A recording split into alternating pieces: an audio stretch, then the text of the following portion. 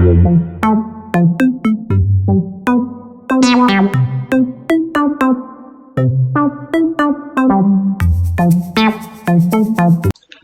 Viewers, welcome my lecture. पिछले lecture में हमने फरवरी डिस्कस किया था। आज का हमारा जर्नल एंट्री का लास्ट क्वेश्चन है मार्च का। उसके बाद हम जैसे ही हमारा आज ये क्वेश्चन कंप्लीट हो जाएगा, उसके बाद हम अपनी कैश बुक स्टार्ट करेंगे। आइए आज हम मार्च का लास्ट क्वेश्चन सॉल्व करते हैं।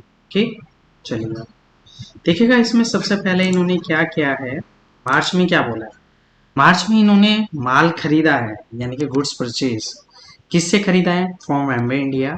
तो यानी कि 1/3 के अंदर इन्होंने माल खरीदा है, तो इसका मतलब क्या हो गया, परचेज अकाउंट डेबिट टू, उस कंपनी का नाम क्या है, एमवे इंडिया।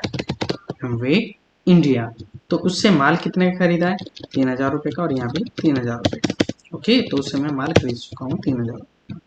उसके बाद क्या आता है, cash paid to Amway India, यानी कि 2 मार्च को मैंने क्या करा, उस पार्टी इस कंपनी को पेमेंट किया। तो Amway debit, Amway India debit, Amway India debit payment, Amway India debit to, यहाँ पर आ जाएगा टू कैश अकाउंट। ओके, तो यहाँ पे कितने का है, मैंने उसे केवल 1500 रुपीज हाफ पे कर दिया। ओके, उसके बाद फिर आता है, फिर गुड्स परचेज करा एमवे इंडिया से, यानी कि 3 तारीख में, 3/3 के अंदर मैंने फिर दोबारा से माल खरीदा। परचेज अकाउंट डेबिट टू, यहाँ पर आ जाएगा Amway India account, Amway India. तो उस एमवे इंडिया से आप कितने का माल खरीद के लेके आओ, एमवे इंडिया से दोबारा से 5000 रुपये का आपने माल खरीदा है। यह 5000 का माल आ चुका है। उसके बाद 3 मार्च के बाद 4 मार्च को आपने एमवे को माल वापस किया, यानी कि 4/3 के अंदर, 4/3 के अंदर, यानी कि 4 मार्च को। तो एमवे इंडिया क्या हो जाएगा, एमवे इंडिया आपका डेबिट हो जाएगा, और टू ये हो जाएगा आपका परचेज रिटर्न अकाउंट। तो आपने एमवे इंडिया को माल कितने का वापस किया है, 300 रुपये का, और यहाँ भी 300 रुपये। ओके, उसके बाद फिर क्या आता है, चेक पेड टू एमवे, यानी कि आपने 5 मार्च को आपने क्या करा, 5 मार्च को एमवे को चेक दिया। तो एमवे इंडिया क्या हो जाएगा, एमवे इंडिया डेबिट हो जाएगा, और टू चेक कहाँ से जाएगा, आपके एक्सेस अकाउंट से। ओके, तो कितना गया है चेक, आप देख सकते हैं, ये आ गया है 700 रुपीज, और यहाँ पर भी 700 का मैं इसको चेक पे कर चुका हूँ।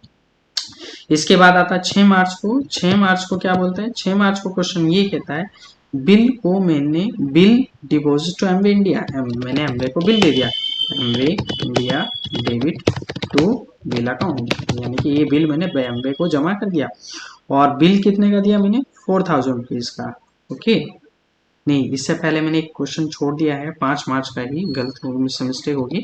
5/3 के अंदर मैंने एमवे इंडिया से माल खरीदा, तो इसका मतलब क्या हो गया, परचेज अकाउंट डेबिट टू, यहाँ पर हो जाएगा आपका एमवे इंडिया, यानी कि आप उससे कितने का माल खरीद के लेकर आए हो, 5 तारीख में ही 4000 का, और यहाँ पर भी 4000 का। उसके बाद बिल को मैंने जमा कर दिया है, बिल मैंने एमवे को भी दे दिया है, यानी कि 6 मार्च को, 6/3 के अंदर। तो Amway India debit to bill account, तो कितने का, 4000, और यहाँ पर भी 4000। ओके, तो ये मैंने उसको बिल जमा कर दिया हमने। इसके बाद 6 मार्च के बाद 7 मार्च को bill collected by Axis bank, ये बिल कलेक्ट कर लिया गया है एक्सिस बैंक द्वारा, तो यानी कि मुझे पे करना पड़ गया 7 मार्च को। तो इसका मतलब क्या होगा, बिल मेरे पास आ गया, bill account debit to, payment कहाँ से होगा, एक्सेस अकाउंट से। तो ये एक्सेस अकाउंट से आप बिल पे कर रहे हैं, एक्सेस अकाउंट से कितने का बिल पे कर रहे हैं, ये कर रहे हैं 4000 का, और यहाँ पर भी 4000। उसके बाद 7 मार्च के बाद आता है आपका 10 मार्च। 10 मार्च को क्या बोलता है, 10/3 को ये कहता है कि commission receive by Amway India, तो यानी कि कमीशन प्राप्त हो चुका, तो कमीशन प्राप्त हो गया, तो cash account debit to commission account. Okay, तो एमवे से कितना कमीशन है, आपको आया 1500 रुपीज, और यहाँ पर भी 1500 रुपीज। उसके बाद 10 मार्च के बाद बोलता है 15 मार्च को मैंने मशीन रिपेयर कराई, 15/3 को। तो मेरे पे यहाँ पे क्या आएगी, मशीनरी रिपेयर, मैंने मशीनरी को रिपेयर कराया, मशीनरी रिपेयर अकाउंट डेबिट खर्चा आया, आपको कैश अकाउंट।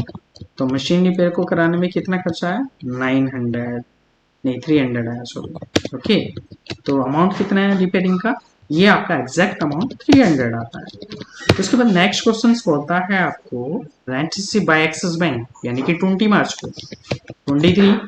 तो ये बोलता है rent receive by Axis bank, rent receive हुआ तो आपका बैंक बैलेंस इंक्रीज होगा, तो एक्सिस अकाउंट डेबिट यहाँ हो जाएगा आपका to rent account.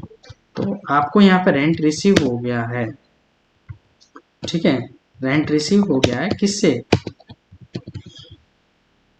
Axis, sorry rent receive हो गया बस हमें एग्जैक्ट कितने का रेंट रिसीव हुआ है आपको 1500 रुपीज, यहाँ पे लिख दीजिएगा आप इसको 1500।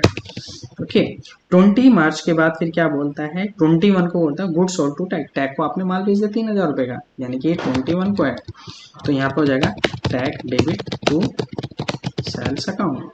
तो आप उसको 3000 रुपए का माल बेच चुके हो, यहाँ पे 3000 आ जाएगा। उसके बाद 21 के बाद आता है 22 मार्च। 22 मार्च को क्या कहता है, चेक रिसीव फ्रॉम टैग, हमें एक चेक प्राप्त हो गया, एक्सिस अकाउंट डेबिट टू किससे प्राप्त हुआ, टैग से। कितने का चेक प्राप्त हुआ है, चेक प्राप्त हुआ है टैग से आपको 1500, यानी कि हाफ अमाउंट आपको प्राप्त हो चुकी है। उसके बाद क्या बोलता है, 23 मार्च को गुड्स परचेस, यानी कि 23 मार्च को मैंने माल खरीदा, तो यहाँ पे क्या आएगा, परचेस अकाउंट डेबिट, यहाँ पर आ जाएगा purchase account debit to cash account, क्योंकि किसी व्यक्ति का नाम ही नहीं पता है तो बाय डिफॉल्ट कैश की एंट्री मानी जाएगी। तो ये आपका 100 रुपीज और यहाँ पर भी 100 रुपीज। उसके बाद 23 मार्च के बाद आता है 24 मार्च को। 24 मार्च को क्या बोलते हैं, 24 मार्च को ये कहा जाता है कि cheque receive from Amway India, हमें चेक प्राप्त हो गया किससे, एमवे से, तो मेरा बैंक बैलेंस बढ़ेगा, excess account debit to Amway India. तो चेक रिसीव फ्रॉम इंडिया कितने का 1500 और यहाँ पर भी 1500। उसके बाद 25 मार्च को क्या बोलता है, कमीशन पेड, हमने कमीशन पे कर दिया 25/3 को, तो यहाँ पे आ जाएगा आपका कमीशन अकाउंट डेबिट टू, यहाँ पर जाएगा आपका कैश अकाउंट। ओके, तो मैं कमीशन कितने का पे किया है 500 और यहाँ पर भी 500। 25 मार्च के बाद फिर आता है आपका 26 मार्च। ओके, 26 मार्च को मैंने क्या किया है, इसके अंदर मशीनरी परचेज करी 8000 की, तो यहाँ पे 26/3 के अंदर यहाँ पे आ जाएगा मशीनरी अकाउंट डेबिट टू, यहाँ पर हो जाएगा आपका कैश अकाउंट। तो मशीनरी मैंने खरीदी है, तो यहाँ पे 8000 का मैंने मशीनरी खरीदा और यहाँ पर भी 8000 का मैंने मशीनरी खरीदा। 26 के बाद फिर आता है 27 में मैंने क्या फर्नीचर खरीदा 27/3, तो मेरे पास furniture account debit to cash account, ठीक है। फर्नीचर मैंने खरीदा है कितने का 1500 और यहाँ पर भी 1500। उसके बाद फिर आता है नेक्स्ट आपका goods purchase from Amway India and discount 25%, यानी कि 28 मार्च को 28 दिन के अंदर, तो यहाँ पे 28 दिन में मैंने माल खरीदा, परचेज अकाउंट डेबिट टू किससे, Amway India. But Amway India से आपको कुछ डिस्काउंट है 8000 का, यदि आप 25%, यहाँ पे मैं एक्सेल में निकाल लेता हूँ, अगर 8000 का आपको 25% निकालना है तो आप इसे निकाल सकते हैं 25%, तो कितना आ जाता है 2000 रुपये आ जाता है। 2000 रुपये अगर 8000 में से घटा दे तो 6000 रुपये का आप उसको माल खरीद चुके हो, ठीक है, 6000 का। उसके बाद नेक्स्ट क्या बोलता है 29 मार्च को, नहीं हाँ 29 मार्च को cash pay to Amway India and cash discount कितना है आपका, यहाँ पे कैश डिस्काउंट आपको हमने पे किया है इस पे 15%, तो इसका मतलब मैं 29 मार्च को मैंने एमवे को पेमेंट किया एमवे इंडिया डेबिट, और जब एमवे इंडिया डेबिट होगा तो टू कैश अकाउंट होगा, और टू कैश अकाउंट होगा तो टू डिस्काउंट होगा, ये आपको पता है। कैश क्रेडिट होगा तो डिस्काउंट भी क्रेडिट होगा। एमवे इंडिया को कितने जाने 6000 रुपीज जाने, और 6000 में डिस्काउंट कितना निकल के आना है, डिस्काउंट आना है आपका 6000 का, कितना आएगा 15% आएगा, यानी कि 6000 का अगर आप 15% फाइंड आउट करते हैं इंटू 15%, तो ये 900 रुपये आ जाता है। तो यहाँ पे इसका मतलब यहाँ पे कितना है 900, तो कैश कितना निकल के आ जाएगा 5100, तो तब जाके इन दोनों का अमाउंट 6000 बैठेगा।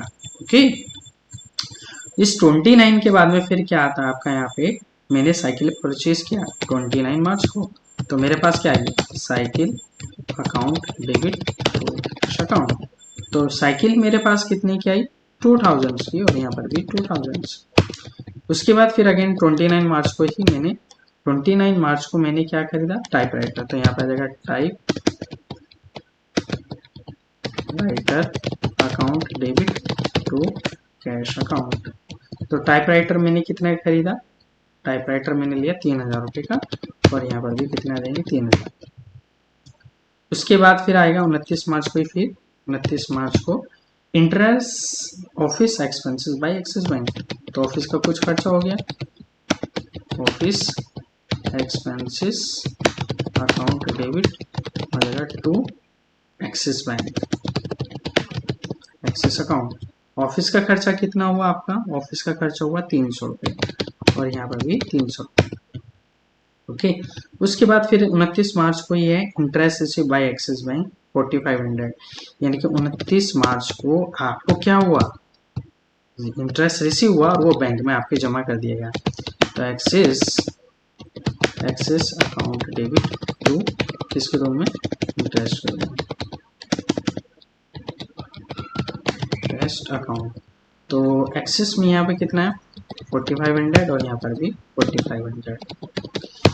उसके बाद फिर नेक्स्ट आता है 29 मार्च के बाद इंटरेस्ट रिसीव हो चुका है, commission receive by Amway India and deposit into axis bank, यानी कि आपको कमीशन प्राप्त हुआ एमवे द्वारा और उसको आपने बैंक में जमा कर दिया 30 मार्च को, यानी कि 33 के अंदर। तो 33 के अंदर आपको कमीशन प्राप्त होगा, कमीशन प्राप्त होगा बैंक में जमा करेंगे।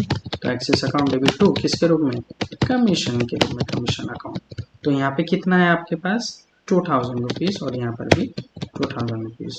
उसके बाद लास्ट एंट्री बची है हमारी, थोड़ा सा मैं इसी को कॉपी कर लेता हूँ, एक रह गया इसमें, डेट वही रहेगी सेम, नहीं डेट चेंज है, डेट है 3 मार्च। ओके सॉरी, तो ये क्या है 31 मार्च को, यानी कि 31/3 को आपका क्या है सैलरी पेड। तो मैंने यहाँ पे क्या दिया सैलरी अकाउंट डेबिट, यहाँ पर हो जाएगा आपका टू कैश अकाउंट। तो सैलरी कितना दिया मैंने 1000 और यहाँ पे 1000। ये हमारे मार्च के टोटल कंप्लीट क्वेश्चन हो चुके हैं। आई होप आपको ये सभी क्वेश्चन समझ में आ गए होंगे। यदि किसी क्वेश्चन में आपको कोई डाउट बनता है तो आप कमेंट्स में आप मुझे वो डेट टाइप कर देंगे जो उनसे क्वेश्चन में आपको डाउट होता है। यदि आपको वीडियो अच्छा लगा है तो इसको आप ज़्यादा से ज़्यादा लाइक कीजिएगा, ज़्यादा से ज़्यादा शेयर कीजिएगा, जिससे कि और लोग भी इसको कर पाएँ। यदि आपको नोट्स आपको प्रोवाइड चाहिए तो आप मुझे कांटेक्ट कर सकते हैं, लेकिन आपको अगर नोट्स चाहिए तो मैं आपको इसके लिए आपको एक छोटा सा पे अमाउंट करना पड़ेगा, जिसके कारण मैं आपको इसको नोट्स प्रोवाइड करा सकता हूँ। ओके, यदि आपको नोट्स चाहिए। Okay viewers, thank you so much, bye.